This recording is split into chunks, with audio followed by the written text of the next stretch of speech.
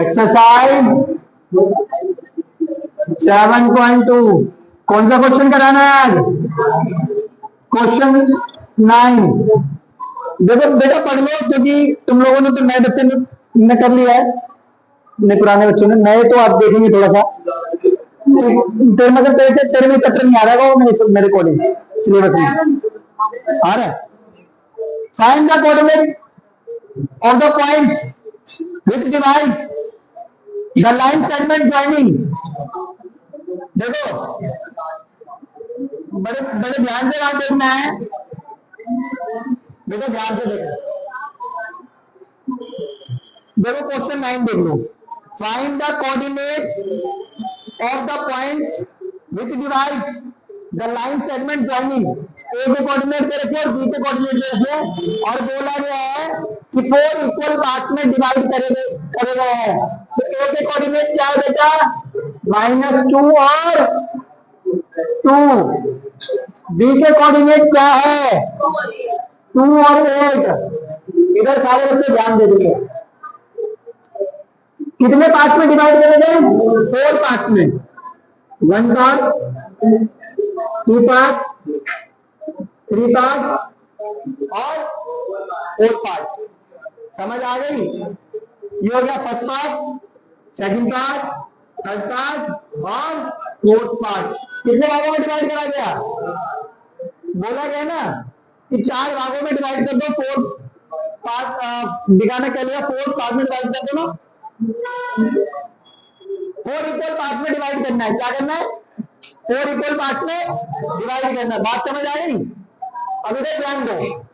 इसका नाम ले लो P, इसका नाम ले लो Q और इसका नाम ले लो R। इतनी बात समझ आ गई? इतनी बात समझ आने के बाद इनका रेशियो निकाल लो। P के रेशियो बताना। इधर कितने पार्ट है P के? 1। इधर 1 पार्ट है। इधर कितने? 1 2। तो ये हो जाएगा ऐसे 1:3। समझ आ गई? क्यू का देखो, क्यू के इधर कितने पार्ट थे? 2 1 2। इधर भी कितने? 1 2। तो इसका रेशियो हो जाएगा। अनन्या इधर देखो, आर का क्या होगा? इधर कितने? 1 2 3। इधर कितने हो जाएंगे? इधर कितने पार्ट है? समझ आ गई? तो बड़ा आसान था। हमेशा जो एक कोऑर्डिनेट होता है उसको लेते हैं x1 y1। बी कोऑर्डिनेट होता है x2 y2। इतनी बात समझ आ गई? इसके बाद E के कोऑर्डिनेट अलग निकालने, Q के कोऑर्डिनेट अलग निकालने और R के कोऑर्डिनेट अलग निकालने। तो 3 क्वेश्चन हो गए एक तरह से, मान लो 3 पार्ट हो गए इसके। तो इधर ध्यान दो, पहले वाले इसको कहते हैं सेक्शन फॉर्मूला। क्या कहते हैं? हिंदी में बोलते हैं विभाजन सूत्र। कौन सा फॉर्मूला लगेगा? देखो M1 H2 M2 H1 M1 plus में M1 Y2 M2 Y1 M1 plus में। ठीक है, पहले किसका कोऑर्डिनेट निकालो?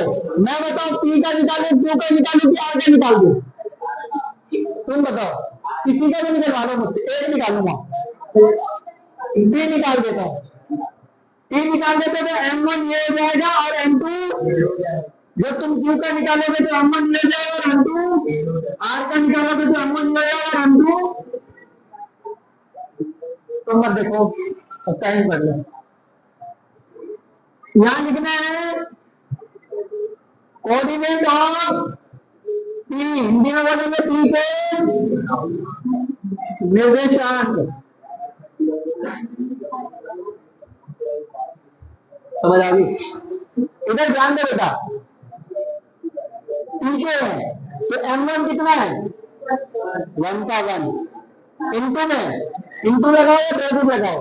X2 कितना है? एक बात और याद करना, कि x1 y1 x2 y2 change नहीं होंगे, खाली रेशियो चेंज होंगे। प्लस अच्छा जैसे इसके कोऑर्डिनेट है ना, इसके भी कोऑर्डिनेट अभी निकाल दूंगा। इधर ध्यान दो, m1 1 x2 2 ब्रैकेट में मल्टीप्लाई, फिर क्या साइन है plus media m2 x1 bracket लगा, पहले ब्रैकेट का मतलब मल्टीप्लाई m1 प्लस में 1 प्लस फिर कोमा, जैसे m1 y2 फिर क्या साइन है m2 y1 है कि नहीं है, y1 कितना 2 ना, फिर m1 प्लस में यानी 1 प्लस 2 1 जा, अब देखो ये साइन में प्लस का ये है 2 3 जा 3 और 1 3 और 1 8 1 जा प्लस 2 3 जा अपॉन में। अब बताओ आपके पास 2 रुपए और आपने कितने का उधार ले लिया 6 रुपीज का, कितने बचे उधारी -4 बचे,